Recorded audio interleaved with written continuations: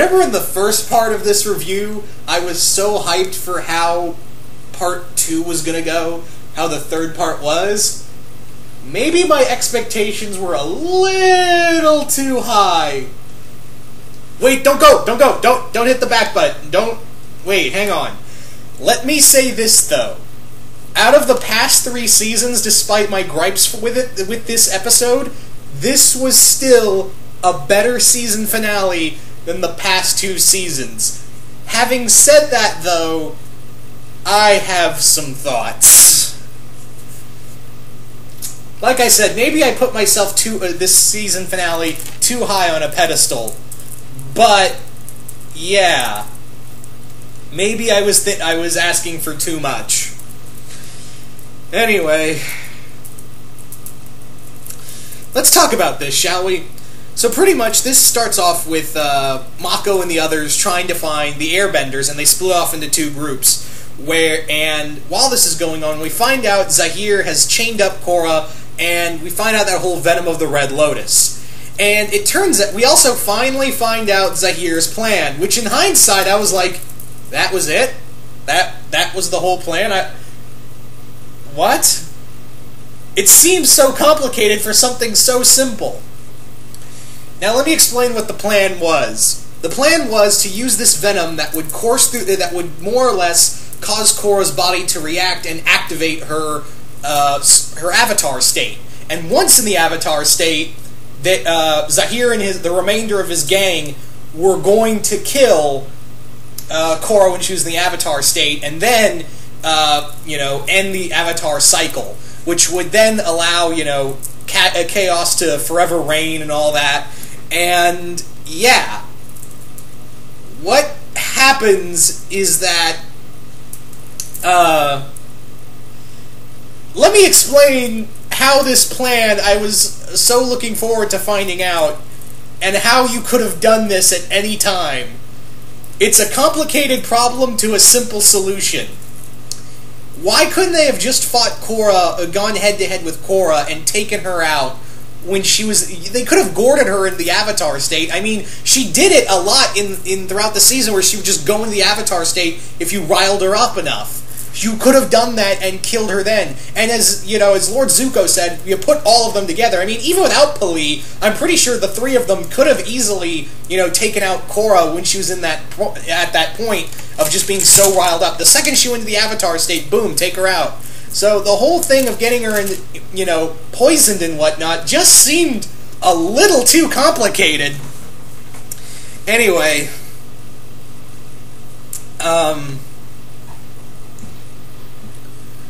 where was I going with this?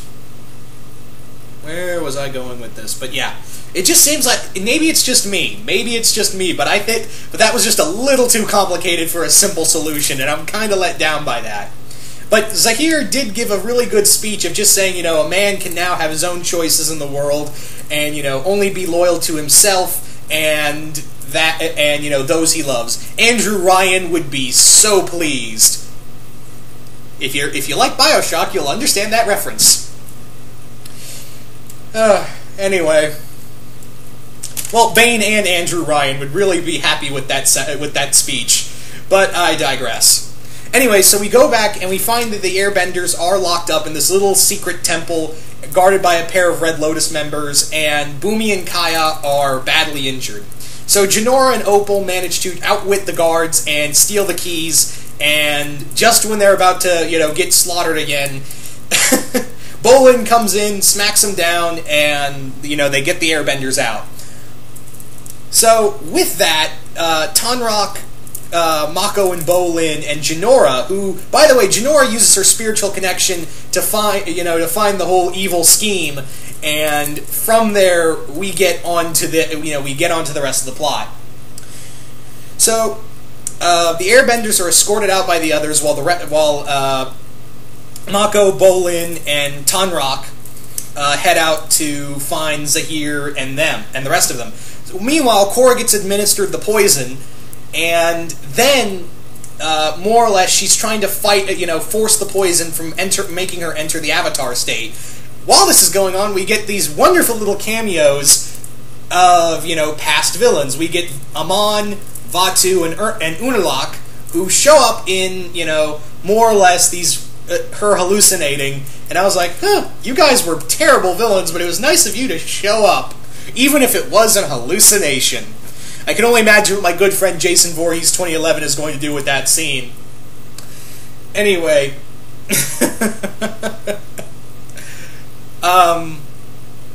where was I going? Where was I going with this? But yes, Korra is trying to keep herself from entering the Avatar state, but however, that doesn't work so well, and just as, Zahir and his group are about to kill her, shit happens, and were they not expecting Korra to go apeshit when she entered the Avatar state? They realize that she gets uber powerful when, she enters, she's at her she's at her most weakest, but she's also at her most powerful as well. They had to have known holding her in chains, surrounded by Earth, was going to be a bad idea. So they get smacked around pretty hard, and Mako and Bolin face off with Minghua and Ghazan, while Zahir faces off with Korra, who's in the Avatar state, more or less hulking out.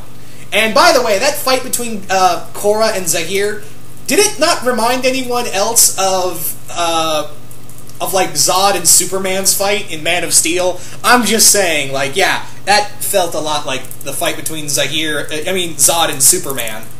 But except with buildings and multiple casualties everywhere, it's more or less rocks everywhere. So it actually feels like it's that Rocky Gorge fight from Goku and Vegeta's first fight in Dragon Ball Z. So that's actually what it more feels like. It feels like they almost do like a Gallic gun with Korra. I don't know. Maybe it's just me. So Korra, not Korra. Meanwhile, back there, we get round 4 of the tag team match between Mako and Bolin and Ghazan and Minghua. And here's where I have my another problem again. Minghua and Ghazan are supposed to be all 4 of them are supposed to be that these are people that are not a single bender can take on alone. And yet Mako and Bolin consistently manage to hold their own against 2 experienced benders who are more or less making sloppy mistakes. And Bolin, can suddenly, now that he can lava bend, he can now, go head to head with Ghazan. Just because you have the goddamn power doesn't mean you know how to use it like lickety-split. So, I'm a little kind of ashamed. I'm like, oh, come on. So once again, convenience spending strikes again.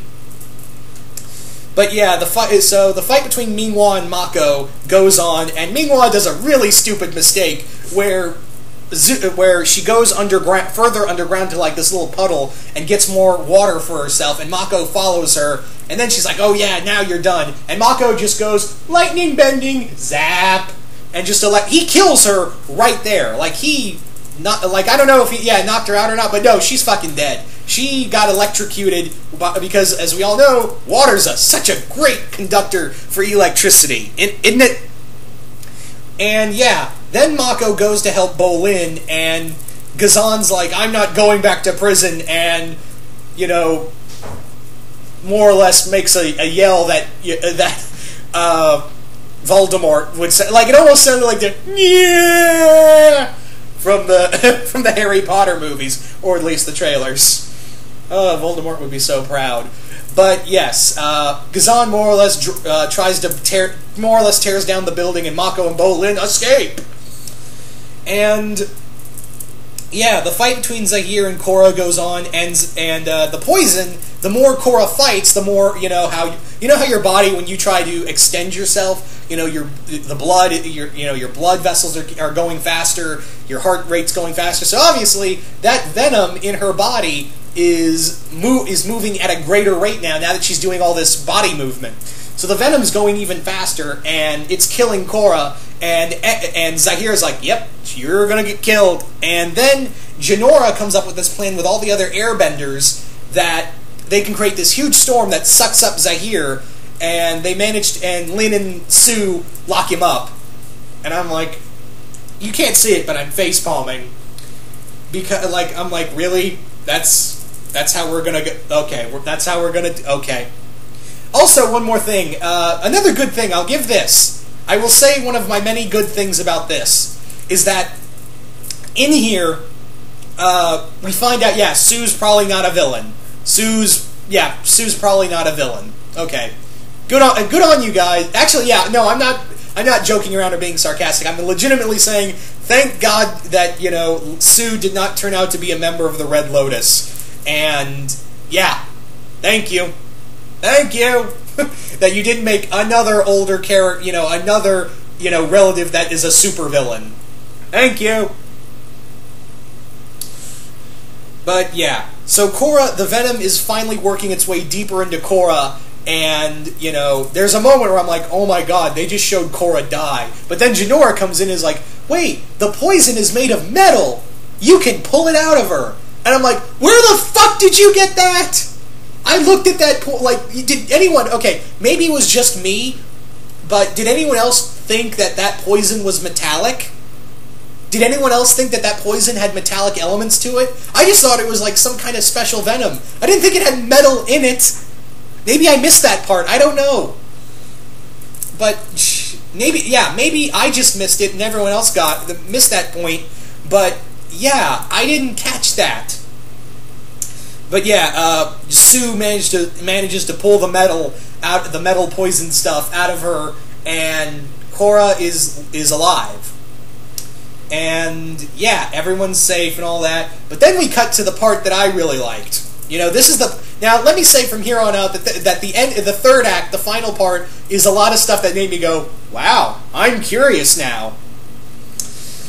So we find out that it's been about 2 weeks later, and Korra, we first see her with Asami, and Asami's more or less telling her, you know, Asami's telling her, you know, it's only been 2 weeks and stuff like that. Then we find out, and Korra ain't looking too good.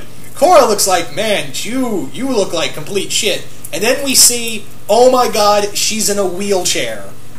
Her legs were permanently damaged from the venom. Now, we don't know how long this is going to be, but yeah, Korra is, for the lack of the better term, out of commission. She could still go in the Avatar state, but her body her physical body was so badly damaged by the venom, and the fact that she kept fighting with it, more or less left her body out of commission. And they do kind of allude to, yeah, she can come back, but we don't know how long her recovery is.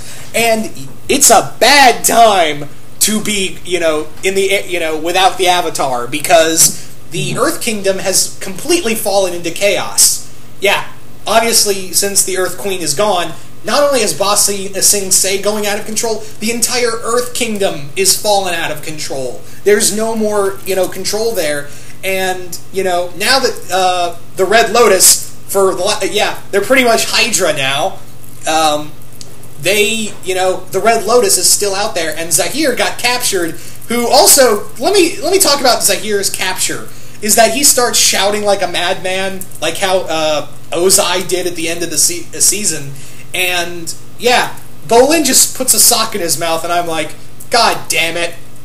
Come on, and Zahir, once again, I have to say that, you know, Zahir stumbled a bit, but out of the three, you know, the past few villains we've got in the past 2 books, Zahir's still my favorite, so I'll give credit where credit is due that, you know, Zahir, and the fact that Zahir's still around. They're keeping Zahir for, apparently, Season 4, hopefully, and because they locked him up, he's still alive, so maybe they'll bring him back. So hopefully there's more hope for Zahir coming back and using his awesome airbending abilities against everyone. Also, that other character that Tonrok met, I can't remember her name, I can't even pronounce it, I think, but it was a metal bender captain who met Tonrok and then tried to head back, and I thought for a second, well, is she a member of the Red Lotus? And but they do nothing with her. And I'm hoping they do more with her in book 4, because that's the final chapter. So yeah, is there any chance, you know, we can do more with her rather than just be like, oh, I'm just named? Please make it, you know, please just don't, you know, you don't do that with just saying a character's name and bringing her back for 2 scenes and just be like, oh, well, there's that. Unless you have a special, an episode dedicated around her, rather than, oh, yep, that's just the name. So are they going to do something with that character, or what? I don't know. I don't know, but yeah. So yeah, but once again, getting back to the good, the really good of this episode is that Korra is still, she's depressed. She is mad. You can see in her eyes that, you know, I'm done. I can't be the Avatar anymore. And there's a special ceremony going on, and Tenzin realizes that, hey, holy shit, with Korra gone, and the whole world more or less, and the Red Lotus still out there, and the Earth Kingdom falling apart, we are in for a major shitstorm, and Korra's not there to help us. So he comes up with an idea of more or less, the air nomads are going to go back to their nomadic roots and help all the nations. So more or less, the airbenders have become FEMA of the 4 nations. Good on ya. I'm sorry, I couldn't pass up that joke. But yes, we continue onward to the ceremony, and Jinora has gotten her airbender tattoos, all of her hair's gone, and she's officially recognized as the next airbending master. And she's going to help lead, alongside Tenzin, she's going to help lead the Air Nation. And yeah, that's really cool. More character stuff for Jinora. Jinora's a really cool character, and yeah, it leaves off with this cliffhanger of what's going to happen to Korra now. Is it so? I guess it's going to be like The Dark Knight Rises, where we see Korra, getting a weird piece of metal that's going to fix her leg, and her climbing out of a pit and surrounded by bats. Wait, I'm thinking of something else. Sorry.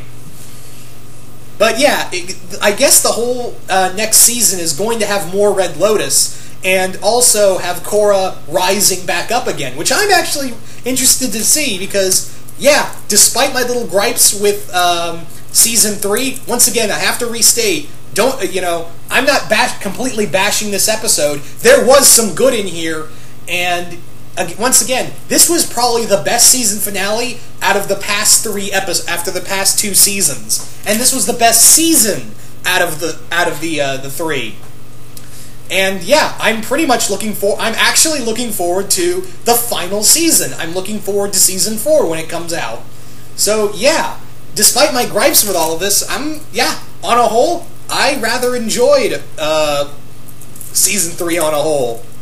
But yeah, that's just personally me. I mean, yeah, the Season 3 as season finale ended in a way I was like, yeah, it was okay. But compared to the other ones that just made me physically angry, this is probably the best. And yeah, I did enjoy this episode, but still, I just kind of felt it was okay. I'm interested to see where you go in Book 4.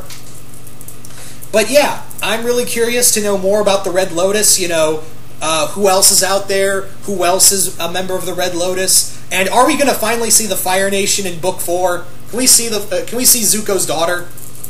And yeah, anyway, I'm like I said, I'm really curious to see where they go with this. But you guys tell me, what did you guys think of the Season 3 finale? Did you guys like it? Did you guys hate it? I really want to know. And once again, you guys tell me, what do you think we're going to see in Book 4? I know what we're going to see in Book 4 in Jason Voorhees 2011 fanfiction. I'm not going to spoil, but I know what's coming in Book 4 in his fanfiction story. But yeah, anyway, once again, hope you guys enjoyed this, and I'm out.